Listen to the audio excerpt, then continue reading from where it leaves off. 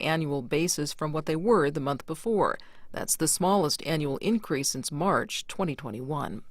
Hamas says it won't participate in ceasefire talks that are supposed to open tomorrow in either Qatar or Egypt.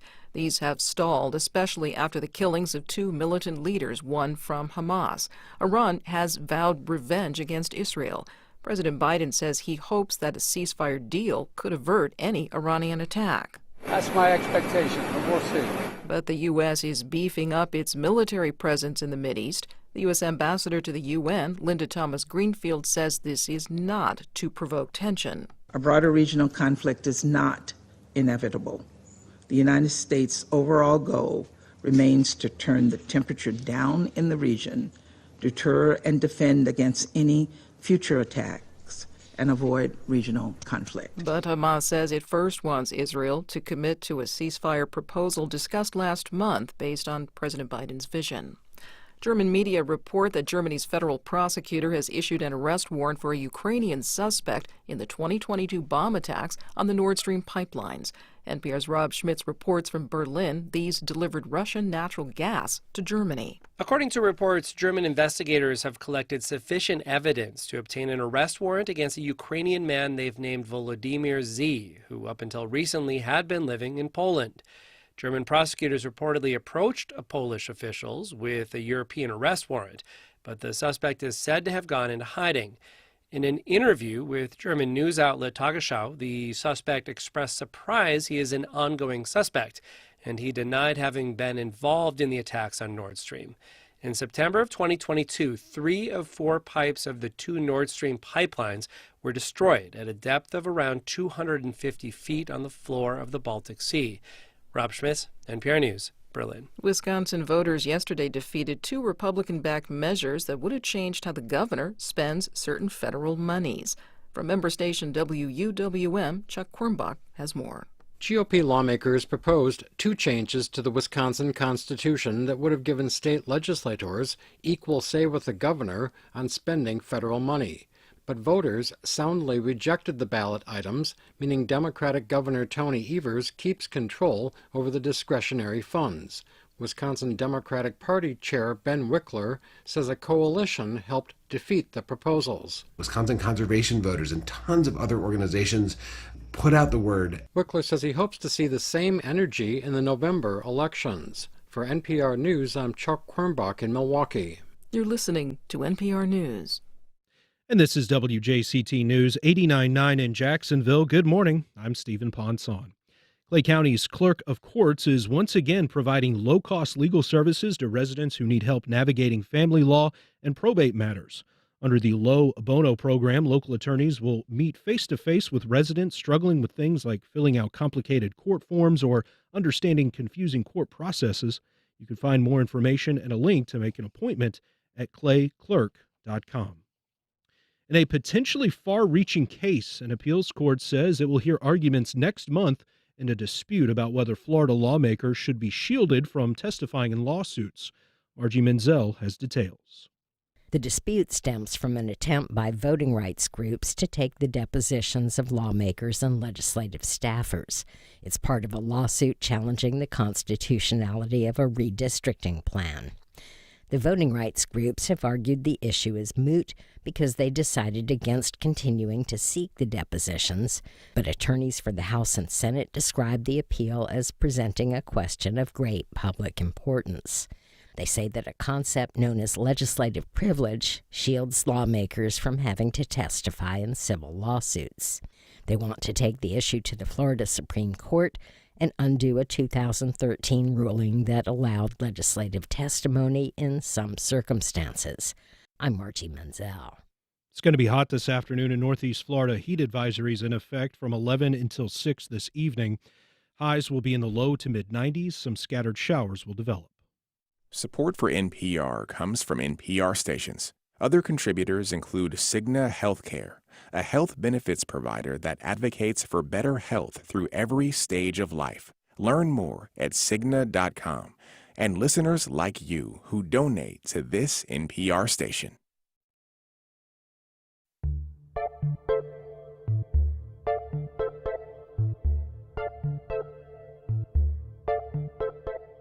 Support for First Coast Connect is provided in part by Baptist Health and North Florida TPO. And good morning, I'm Dan Scanlon in for Ann Schindler, and this is First Coast Connect. Today, a documentary examines an alleged 1946 mistranslation of the Bible that some say may have changed the course of history. Later in the program, as part of our continuing primary election coverage, we talk to Therese, Wakefield-Gamble, a candidate looking to unseat the Democratic incumbent in the race for Florida House District 14. But first, has a mistranslation of the Bible resulted in homosexuality being labeled as a sin? To discuss that, we're joined by Sharon Roggio, director of the film 1946 the movie, and Paul Swearingen, known as Unconventional Pastor Paul. Rocky, Pastor Paul, before we delve into this film, let's get some background. And I admit I have not seen the film, but I did watch the trailers, and so I have a general idea. And I'm lucky enough on the weekends to do some film work myself, so I understand how difficult it is to do a film. But we want to talk about your background first, and then how the research uncovered this, because as a reporter, research is key. So who wants to jump in first about background? Rocky? Sure. So, hi, thanks so much for having us, Stan. My name is Rocky, and I am the director of the film. And I grew up in an evangelical background. My dad is a non-denominational minister.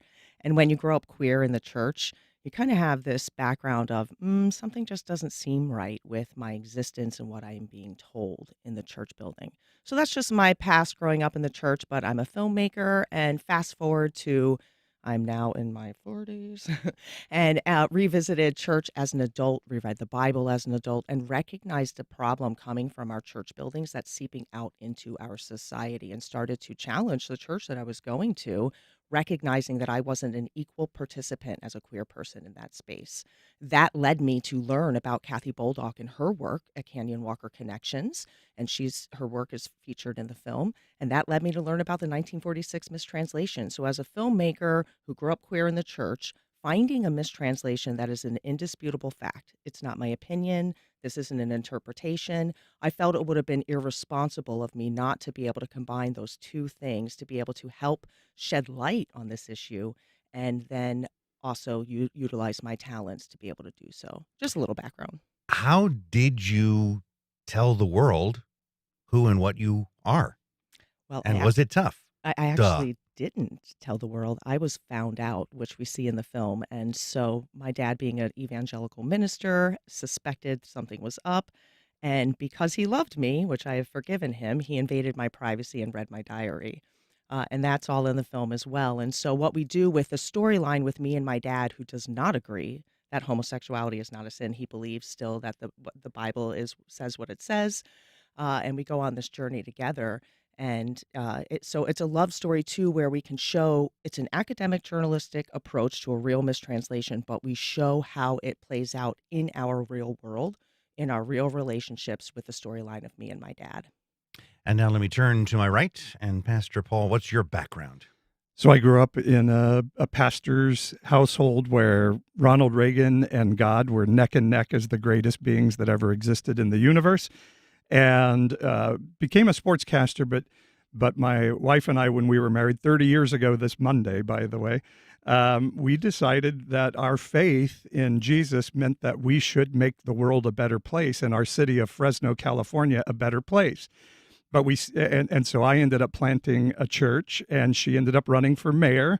And despite the fact that everybody's like, look at this cute blonde girl running for mayor, she won and did an amazing job as mayor. But we found out that our desire to actually change the poverty levels, Fresno is known as the Appalachia of California. I didn't know that. Okay. Yes, very, very poor, poverty-stricken, red-lined area of California. And despite our desire to read the Bible and say, oh, we're supposed to help the poor, the foreigner, the marginalized, and the economically disadvantaged, our Christian friends were like, no, we're just supposed to get people saved to heaven and vote against abortion and gay marriage.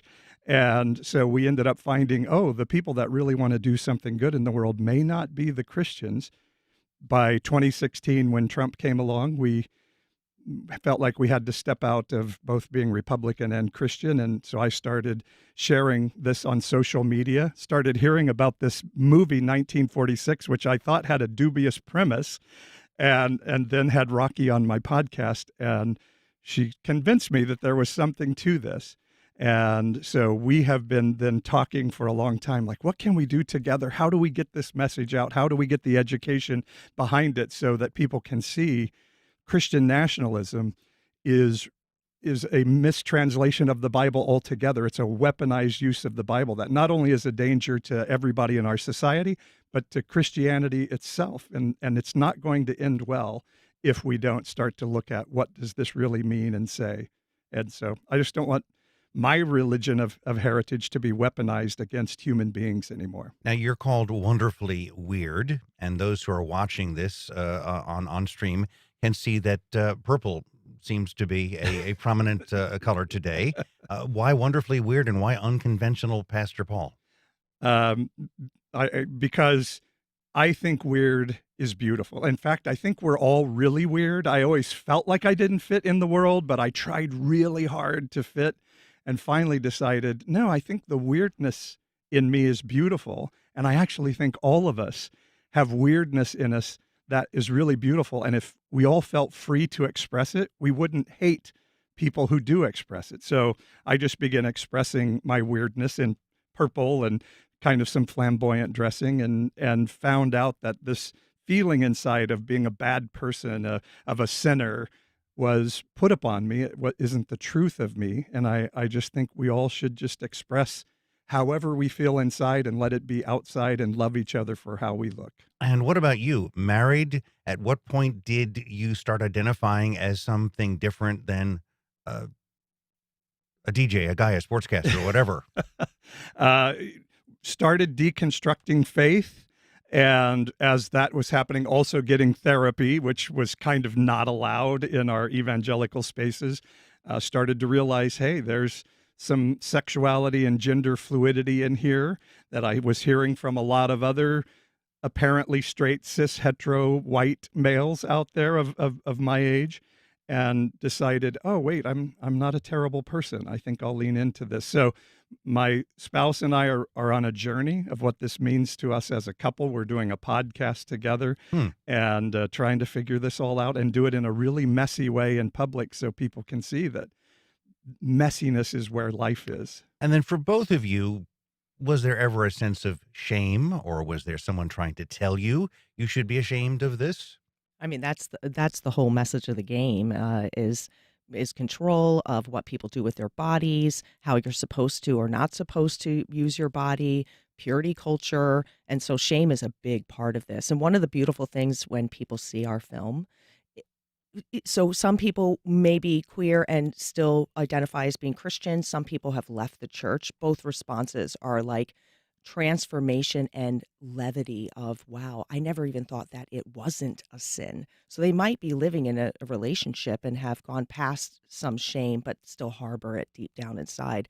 After they see the film, it gets released, which is pretty cool.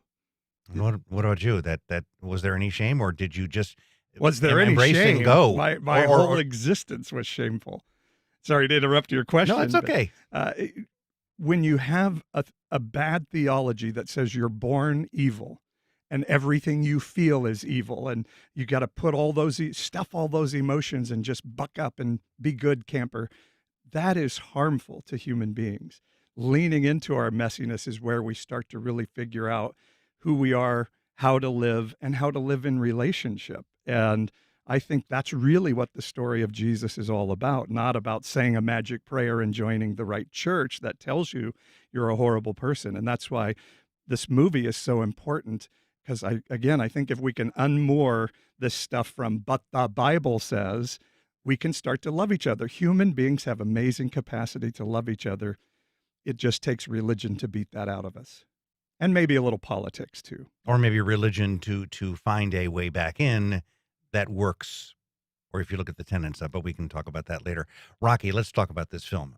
Like I said, I do films on the side, just came back from a weekend shoot in North Carolina, so I'm well aware of what it takes to mechanically do a film, but where did the idea for this or how did you find out that there was one word in a Bible translation that wasn't there before 1946? Just continuing to ask questions. I say in the film, as a young child, I was always labeled a troublemaker for asking questions. But if I were born a boy, I probably would be considered a leader. And so I continue into that. And as I went back to church as an adult and started to challenge them and ask questions, I just started to learn about different ways to look at the Bible, affirming theology, how to do exegesis. And then it was the summer of 2018. I'm like, well, I'm going to use my skills as a filmmaker and make a film on affirming theology to try to bridge the gap between me and my non-affirming parents. Because you've been involved in film for a long time. Oh, yeah. I mean, I've worked with, I did House of Cards. I worked with Drew Barrymore, Rob Reiner, and the list goes on. And I'm had a wonderful experience in the film industry. And so I'm like, I can make a documentary, and I'm going to try to help people. And I'll tell you what, a documentary is the hardest thing. This was the hardest thing I've ever had to do in my life. But I'm so proud of the outcome of the film. But it was the summer of 2018. I'm like, I'm going to do a documentary. A couple months later, I was in a class on homosexuality in the Bible as I'm learning about different things. And I'm like, what? And that's when I first learned about the Malakoi and Arsenokoitai. And that night, somebody told me about Kathy Boldock. Well, I went home and I binged watched Kathy Boldock 6 hours on YouTube straight. Kathy Boldock is? She is an author who is the lead researcher in our film who did an evaluation on human sexuality seen through 2,000 years of different lenses. So what's going on in the Bible and politics and religion and culture and medicine and psychology, and how do they line up and how has it shifted over time? So her first book, Repairing the Breach Between the LGBTQ Community and the Church, you can get at canyonwalkerconnections.com, is wonderful. So that's what I saw online. Then she was coming into Los Angeles at Hollywood United Methodist Church at Hollywood and High. I mean, this beautiful, iconic church. The same weekend my parents were coming into town. Now, they used to make me go to Loved One Out. I don't know if you all remember Focus on the Family, James Dobson, and the whole nine. And so I'm like, well, if I went to that conference and honored my parents, they will come to my conference and honor me. So I called my parents, I got permission, and Kathy and the church, and I'm like, well, I'm going to film it. I already said I'm going to do a documentary on affirming theology. So I literally put my parents and myself in a room for 6 hours, and it was a live conference of Kathy talking about penetration, patriarchy, and procreation while I'm sitting next to mom and dad. But it was in that conference that Kathy talked about the 1946 mistranslation. She was the one that started the research, and it was new. And when I say they, there's a young gay man named Ed Oxford who's also in our film, and he's a gay Christian. And when he first heard the 1946 mistranslation that Kathy was talking about, he found it hard to believe. So he started buying Bibles, lexicons, dictionaries. He has a very attractive book collection. Now Kathy and him start working together. And so they were the ones who went to Yale University and discovered in the archives that this is a tangible mistake, a mistranslation. And from there, I'm like, can I jump in on that? This is the story. Hold on that, because we have to tell people that you are listening to First Coast Connect on WJCT. Give us a yell to comment on this at 904-549-2937. We're talking to Sharon Roggio and the director of the 1946 The Movie, and Paul Swearingen, unconventional pastor Paul, who was just about to jump in. I was just going to say, and in the film, as people see it, you have that on film of them finding this letter saying, this is a mistake. And it's just fascinating that you were able to get, I always ask, like, how did you get that? How did you get it on film and have it in there? It's so powerful. Well, let's explain here. We have a passage in Corinthians that prior to 1946, 1 Corinthians 6:9.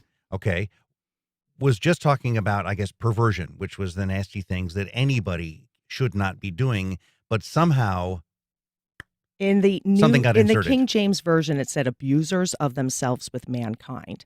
And prior to the King James Version, it always had to do with abuse.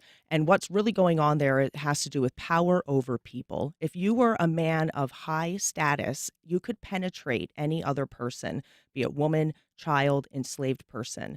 And so what we would see is men getting out their excess in many different ways through prostitution and whatnot. But what they would do is something called pederasty, which was with young boys. And the reason they would do it to the young boys before puberty, and then after puberty, they didn't care about them anymore. They couldn't do it to the girls because the girls had to be virgins so they could be sold off as property. It's all about property ownership and power over people. Sex was something you used to do to somebody in the ancient world, not with somebody.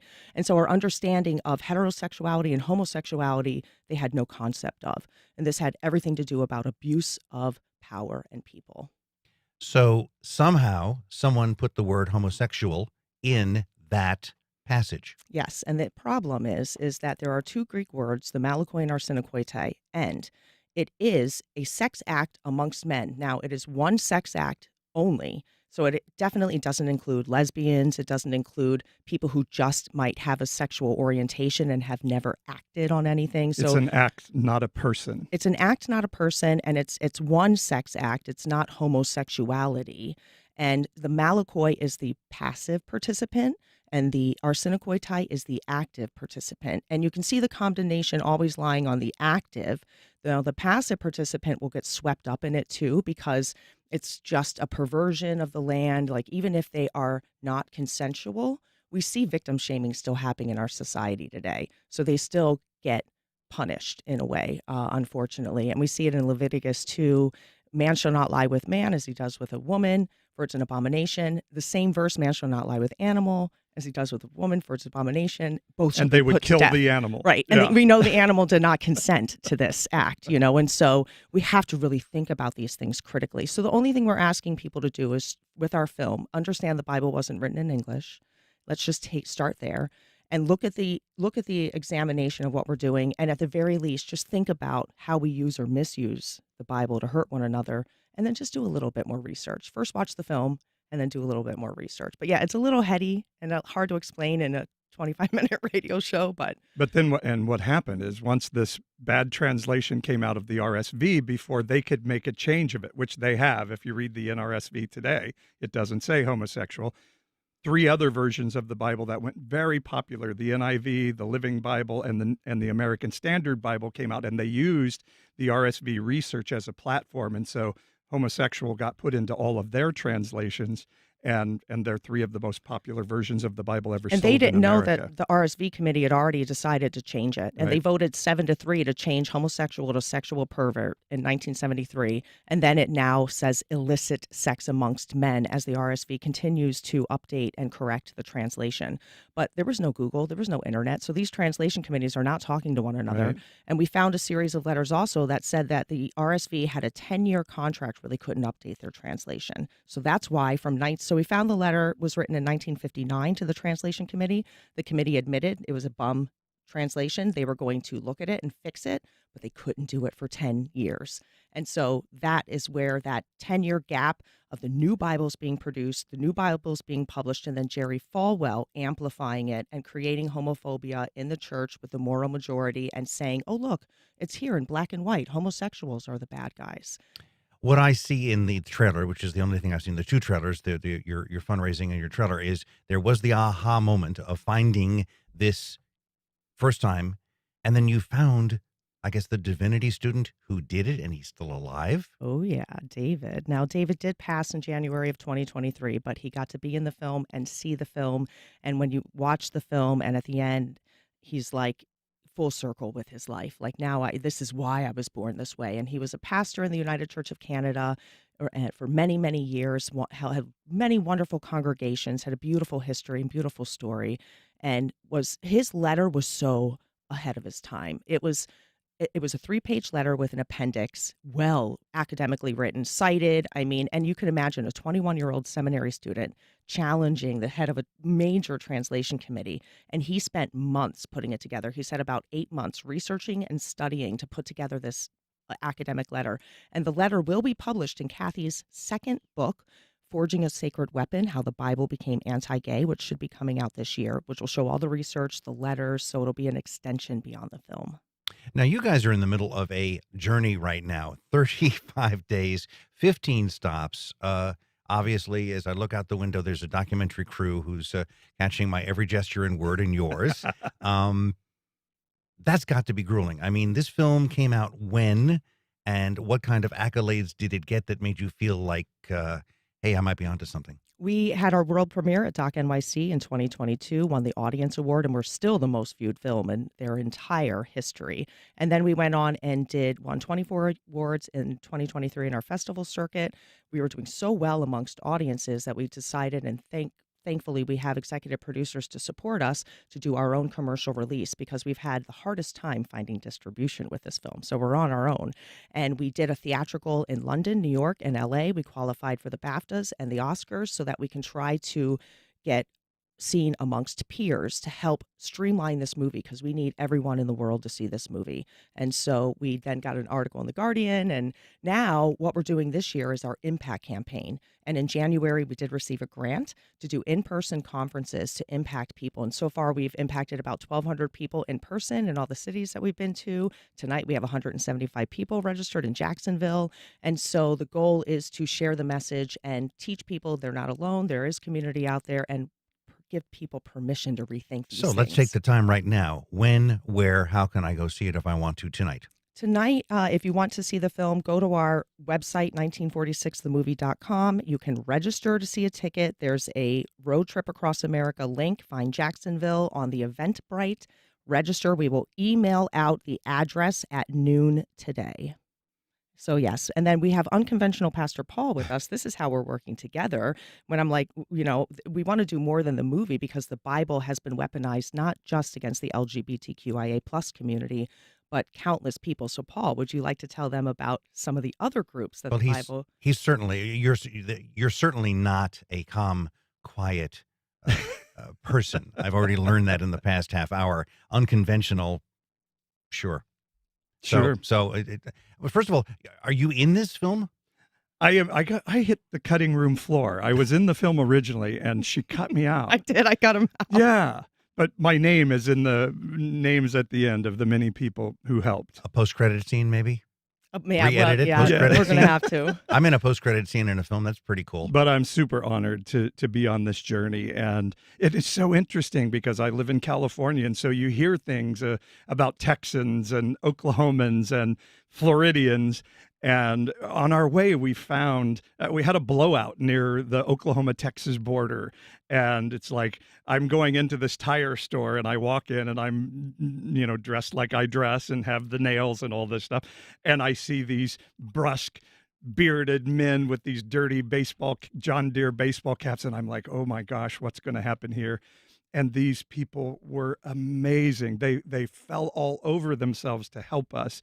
And, and they were at closing time and they're like, no, my mama said, you help a stranger in need. And I'm just like, wow, this is such a different human being than what we hear about. Yet still, Oklahoma will overwhelmingly vote in ways that put people like Rocky and me in danger. And that's the whole thing. Like, good people are being coerced to vote against not only our self-interest, but their own. And so our goal is to connect, like, you're a good person, and let's let that goodness shine through rather than but the Bible take that goodness away. So do we ever get to see this film in general release, or will you just be road touring it as you are going to do Riverside Church at Park and King, a partnership with Wild Goose Festival? Do we get to see this? Does it show up in maybe some indie film festival or indie theater? Yes, we're still working on wide distribution. We're actually getting language accessibility done right now to make it available in multiple languages. We are on Amazon Prime. It's still a pay-per-view, but we did find a distributor that we like, and we're working on the contracts right now, and hopefully they will help us do all VOD, SOD, cruise lines, airlines, to be eventually, so it's free. So just bear with us a little bit longer as we continue to find a partner to help us mainstream. Otherwise, it takes time or money to be able to then get the things out. Like, we are still the ones pushing the film out. If we just put it on YouTube, then no one's going to see it. You know what I mean? Like, maybe eventually in 10 years, but we want in the next year. And that's why we're doing this road trip too, not only to impact people in person, but to continue to spread the word that this film exists, especially in this important election year, so people can have information to hopefully make informed decisions for the 2024 election. This is a civic engagement campaign and in the film, one of our biggest takeaways is we might not agree, but how are we doing relationship? How are we hanging with one another? And like you said, right. Yeah, in the fact, people we met have been amazing. Yeah, the first time I watched the film, Rocky's got her beautiful story with her father in there. I'm yelling at her dad at the screen when I watch it. And I have some queer friends that don't like the film because they think it's too kind to Christians, that it should be harsher to Sal, Rocky's dad. And so I think that's one of the beauties of the way Rocky and her team have put this together, that Christians are not bashed in this thing. And in fact, some of us are like, come on, Sal, somebody rip this guy so he could, come around and love his daughter the way she deserves to be loved. And so I think people will find it very intriguing from that aspect. So what's the reaction been when it's shown? Do you ever get anybody who doesn't like it, is outside with signs or whatever? We certainly have seen that in the media. We haven't had any physical protests, but we've had online protests. We've had thousands of people, even before the movie come out, debunk our movie. Radio shows, podcasts, sermons. We had one guy write a book about our film telling us what was wrong. But we've had people in the crowd that might not be there, but they're asking really respectful questions, which I appreciate. We've also had cis heterosexual people admit, maybe I'm doing it wrong, in front of hundreds of people in a crowd, which is really cool. So it's working. We just want to plant seeds. That's all we can really ask. I mean, if you think about it, the head of this RSV committee gets a letter from a student and says, oh, maybe we do have it wrong. I mean, that it seems like that couldn't even happen today in America, but for this brilliant man to humbly say, could we have it wrong? And that's really what we want the takeaway from these events to be, for people not to say, oh, you convinced me I'm bad and I need to change, but just to think, could we have it wrong? Could there be something more to know than what our echo chamber is telling us? Interesting. Well, it's available on what streaming service? It's available on Amazon and Eventive. You can find it on our website, 1946themovie.com. I've got Amazon at home. It's time for some popcorn. All right. I thank you so much for being on the program today. This has been enjoyable, interesting, as a filmmaker, as a reporter. Mayor Deacon's affordable housing budget. So the mayor has a solution to fix the homeless problem, but now the city council done took away the funding for her to do that. So, and most of that homeless population is in District 14, which is a majority district, a 30 plus biting district. So that's basically where our Black and brown community members and taxpayers reside. So that is an issue, is addressing the homeless. The next is underserved, unemployment. They don't have livable wages to pay the rent. So the rent is impossible for them to meet. So they're working 2 to 3 jobs. So my campaign had to be run differently because most of the people in my district, they're either working 2 to 3 jobs. They're not home for me to door knock. So I have to reach them where they are. So we got to deal with giving them livable wages.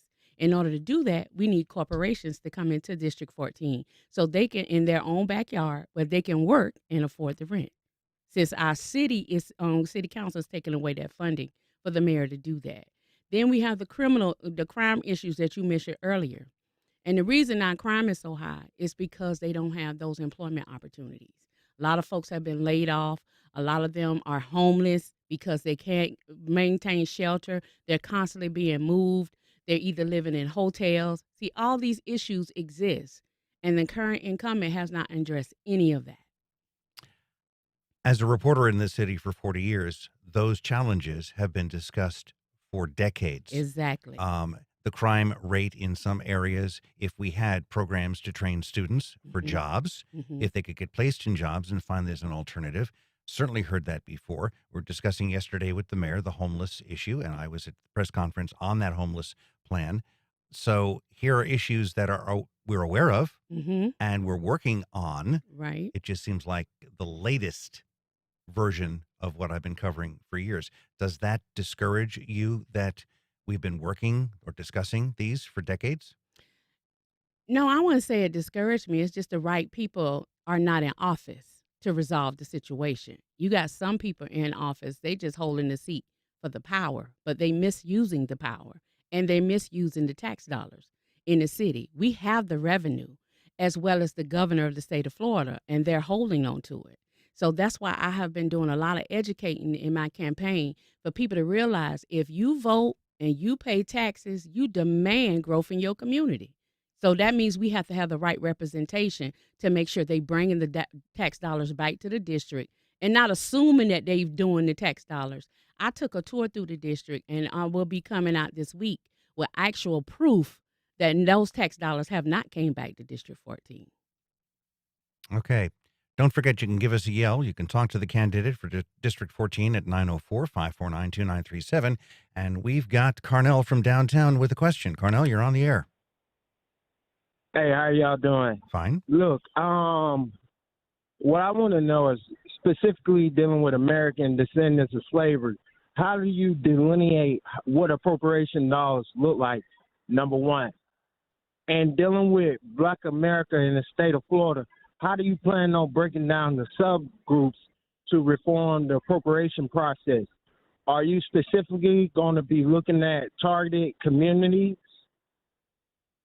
Number two. And number three, a third response to that is that there needs to be some type of form of reparation commission put together to identify those individual families that have been discriminated against because of their lineage. Now, I'm taking a conservative standpoint because when I look at appropriation dollars, not just on the federal level, but also on a state level, a lot of funding puts the whole Black America of the state of Florida all in one pot, and it's not a direct impact. Now, I want you to be specific and don't give me a runaround, but I want to know direct actions to the appropriation process and how you're going to delineate. Let's let her those answer the issues. question if we can. Go for it. Hi, Carnell. I understand your plight. I am a daughter of a slave descendant, and I understand your position with appropriations. And the current incumbent actually sat on the appropriations committee. And first, we got to deal with the policy and legislation, how appropriations is distributed in the state of Florida. So we got to correct the legislation and the policies first. And when we can get that corrected, then we can move forward to the next step of you meant about putting us all in one pot, in one particular group. And that's where we, as me as the incumbent, will invite individuals such as yourself for us to craft the legislation on what that reparations appropriation will look like for the state of Florida. That is not a decision for just the incumbent to do. This is a community decision. That's why in my campaign, I say putting community first. And this is what community first looks like. It's having conversations with voters like yourself to let's come to the table and find out and craft the legislation on what paying reparations to Black America in Florida would look like. Because until we undo what they have already done over the last decade or so in the state of Florida, we can't begin to give a solid solution on what that will look like. We got to clean up the legislation first, and we got to make it workable so we can be able to craft the legislation and put it through. In other words, we're reverse engineering. We're going to do the work first. We're going to write out the plan first. We're going to write out the vision first, and we're going to also involve the community on how it needs to be dispersed. Then when we present it to the floor and the state and the Senate House in Florida, then we can execute the plan to make sure those funds go where they need to go and make sure we have good stewards in place throughout the state of Florida to make sure it's dispersed appropriately to the descendants of Black slaves. Okay, we're talking to Florida House District 14 candidate Therese Wakefield-Gamble. You are a Jacksonville native, granddaughter of a Black farmer, third-generation preacher's daughter, daughter of a union, International Longshoremen Association, 34 years a wife, mother of 2 married sons, and you've had some adversity Yes, I do. recently, some surgeries and other issues, right? Yes, last year, for the last 12 years, I was dealing with a lot of invisible illnesses, a lot of medical conditions that the natural eye could not see. So I had a lot of battles with the healthcare professional system, and I had to undergo 3 brain surgeries last year in 120 days because I had a brain aneurysm that went undiagnosed for 12 years. The doctors knew it was there, but they never communicated that to me, and I felt like I was disenfranchised. So I had to choose whether I was going to file a lawsuit and go after those doctors or save my life. So I chose to save my life, and I was able to do that strategically, having the right insurance coverage with Florida Blue and working with Baptist Healthcare System and Ascension Healthcare System to make sure all my surgeries was covered, almost $500,000. And I did not have any out of pocket. But a lot of the average voters in Duval County and in District 14 do not know how to navigate that space. Because of my past work history, corporate experience in healthcare, I know how to do that. So as a candidate running for office, that's what I want to do, is educate the constituents, not just to give you access to your tax dollars, but teach you how to get the right insurance coverage, how to pick your right doctors so you can improve your quality of life. So, Therese, you have written a book about this called Guarding the Gift, and I'm sure that took up a lot of time there. So why are you running for this? You already have a very full plate, sounds like. More than just the book. The book is the journal that I kept throughout this whole process last year. So it will be published in November 5th, which is also my birthday. And I'm also pursuing a dual doctorate degree in education leadership in trauma-informed practices and social emotional learning next fall in November. So that's where, with my work ethic, being a granddaughter of a black farmer, or a daughter of a union worker, and a wife of a union worker, and a mother of 2 sons, I have the work ethic to multitask. That's how I was raised. So this race is important because the time is now. Being the daughter of a preacher, how does your faith mold who you are? My faith mold who I am is how not to listen to the noise and the rhetoric, and to keep me rooted and grounded. Because to be honest, faith is really about character development and how we need to be and present ourselves. We have all us live by a code of conduct, from our children all the way up to our work life, and even as a legislator. We have to do things in decent and in order and with decorum, but we also know that this role is not for ourselves. It's to serve the community, and putting them first over profits is my goal. Now, you have been critical of your opponent, the incumbent, Kim Daniels. You call yourself the real Democrat. Yes, sir. You call her the fake Democrat, Republican puppet, anti-abortion advocate, anti-labor. Give me just some for instances as to why those are being tossed at her. The reason they're being tossed is very simple. Her voting record. In its public information, you can go on the Florida People's Report card. She has an F.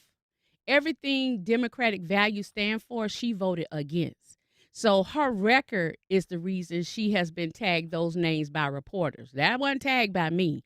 Reporters are tagging her. But if it aligns with her voting record, I'm not going to dispute it, because she made that possible.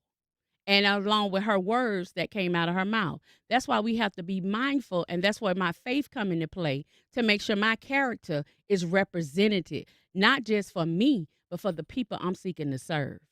Now, we did invite Kim Daniels to come on and do one of these, and so far we've not heard back from her. And she's in the middle of her 3rd term in the House, originally elected for House District 14 back in 2016. Why do you think you'd do a better job? First of all, I wouldn't have a voting record like Kim Daniels.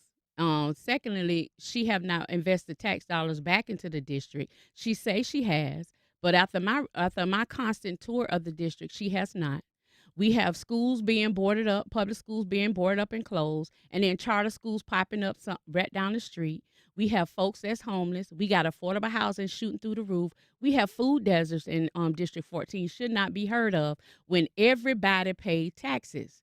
So she's misusing her power, and she's misusing taxpayer dollars. And you have a lot of endorsements right now, don't you? Yes, I do. I have a total of 19. Including LGBT groups, Planned Parenthood, Environmental Caucus, Black, Asian, Hispanic, and Muslim caucuses. It sounds like the community that you aspire to work with is aspiring to have you there. Exactly. They are and there's more endorsements to come. I just learned this week. Mom Demands Action. They just endorsed me with the gun safety law, which go along with my public safety message. These endorsements is not to, rack up. These caucuses have members. These members are voters. And those members have family members that are voters. Quick last question. You'll Sure. be in a minority if elected. Is that an issue right now? Will you tackle that? Of course I will tackle that. A lot of times we are always assumed to be the underdog. I don't think I'm an underdog. I'm just telling everybody, don't sleep on Therese v. Wakefield-Gamble, because I'm the real Democrat in this race, and I will put you first and put people over profit. Okay, we just identified who we've been talking to. This is First Coast Connect. Up next, a festival that's causing quite a buzz.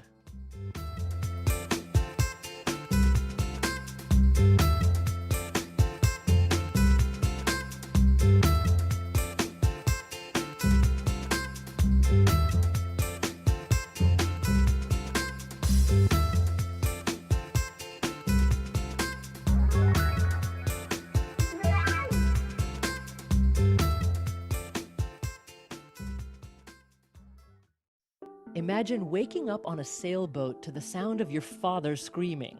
That's what happened to Lucy LaPrince when a pod of orca surrounded her sailboat. And we could hear little crack sounds because they were like eating the rudder with their teeth. Marine biologists have documented several similar orca encounters. What's behind the aggressive behavior? That's on the next On Point. Today at 11, here on WJCT News 89.9. On the next Fresh Air, writer Casey Michelle says Washington is swarming with American citizens lobbying for foreign countries, including brutally repressive regimes and many that oppose U.S. interests. He says their advocates include former U.S. government officials, as well as major universities and think tanks. His new book is Foreign Agents. Join us. Today at noon on WJCT News 89.9.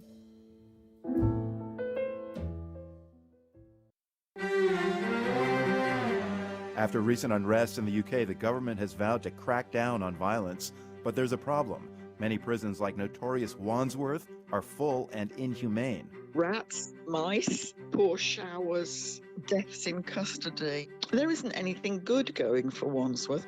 Dealing with prison overcrowding in Britain, next time on The World. This afternoon at 3, here on WJCT News 89.9. The recent prisoner exchange deal between Western allies and Russia marked the largest exchange of its kind since the end of the Cold War. While the U.S. government has secured the release of a number of Americans detained abroad in the past year, hostile countries continue to see capturing Americans as a tool for political and economic gain. Next time on 1A, what the U.S. needs to do to deter the practice and keep Americans safe. Today, starting at 10 on WJCT News 89.9. Here comes the honeyman.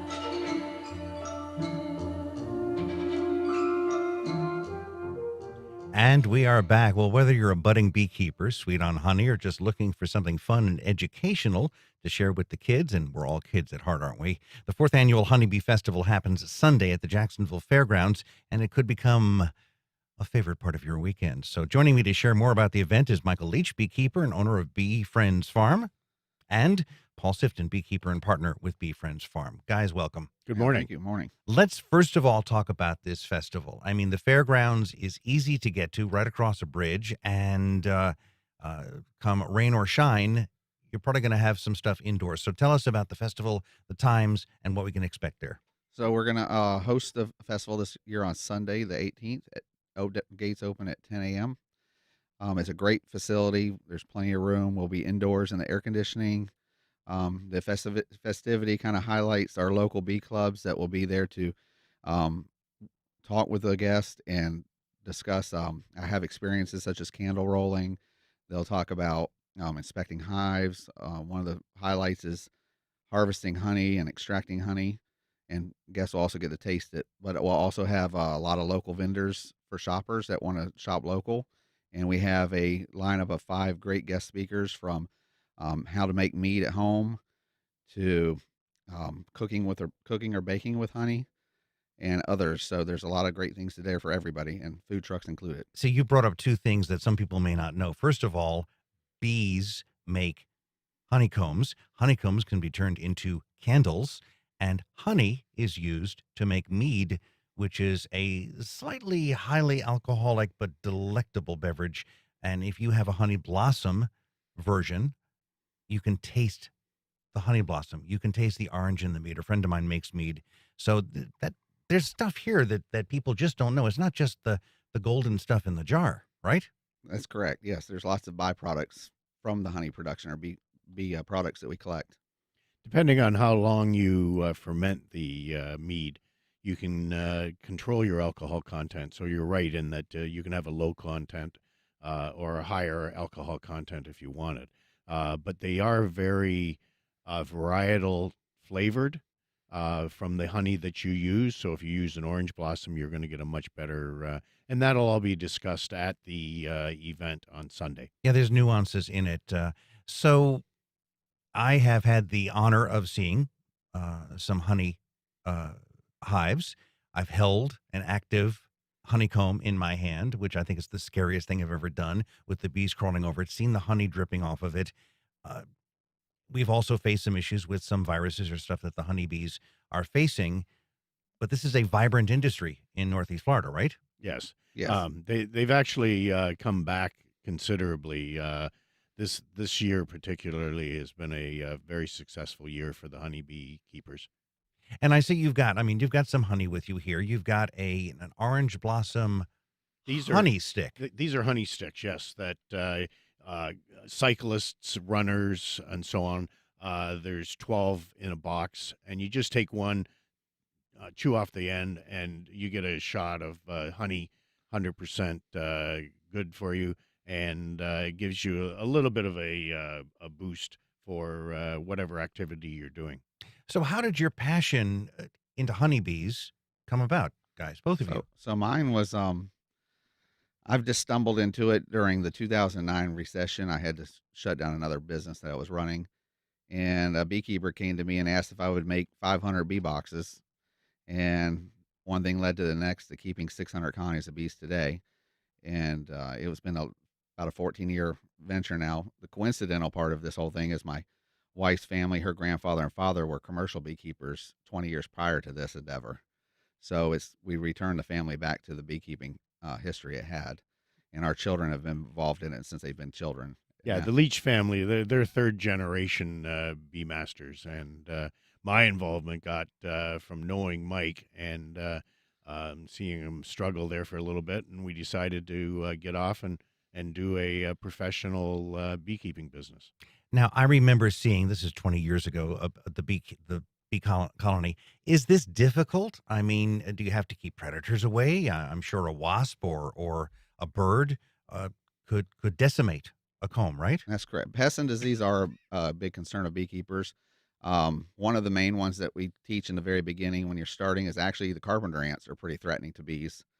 And then we lead into the more lethal insects or pests, varroa mite, which is the number one cause of hive or high colony loss today. Mm. And of course, you have to prevent yourself from getting stung because they don't like getting invaded when you're harvesting, right? I guess. Yep, that's right. And at the festival, we're going to have a 4-H stingers out of Clay County are going to be doing a photo booth, and you'll be able to dress like a beekeeper and learn about the protective gear we use every day. Yeah, I didn't use protective gear. Like I said, I just held the darn thing up, and I guess that's crazy for me. Again, let's talk about the festival, the where, the when, the how. This Sunday, the 18th, at the fairgrounds, right downtown beside the stadium, and it starts at 10, closes at 4, and it's very family oriented. And you can find more information on our website at beefriendsfarm.com as well.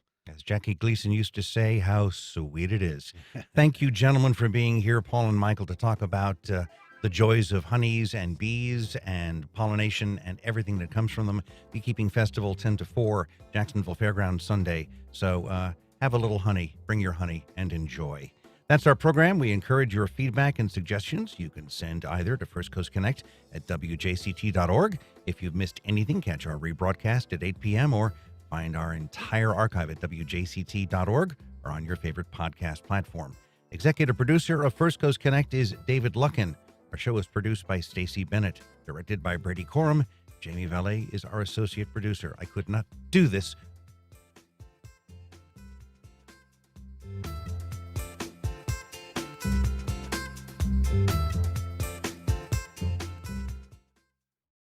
Support for First Coast Connect is provided in part by Baptist Health and North Florida TPO. Baptist Health is a proud supporter of First Coast Connect. Baptist Health, committed to building a healthier community for all of us. More info at 202-4YOU or baptistjacks.com. North Florida TPO, proud sponsor of WJCT's First Coast Connect, bringing to the community innovation in transportation planning, commuter services, clean fuels, and intelligent transportation systems. More at northfloridatpo.com. The Cummer Museum of Art and Garden's new exhibition, Fabric of a Nation, American Quilt Stories, from the Museum of Fine Arts, Boston, on view through September 29th. Visit cummermuseum.org for more information.